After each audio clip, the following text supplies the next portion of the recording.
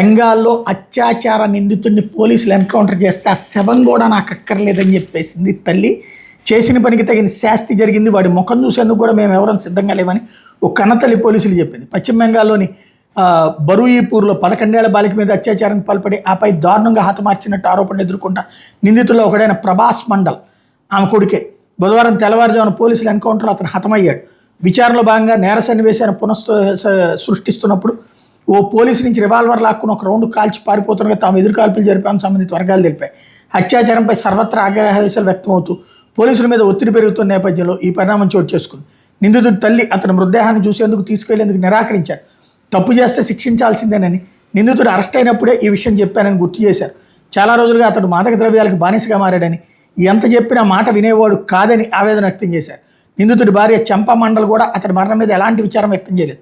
పెళ్ళైనప్పటి నుండి అతని ప్రవర్తన చూస్తున్నానని, ఎన్నో హింసలు భరించానని గుర్తు చేసింది.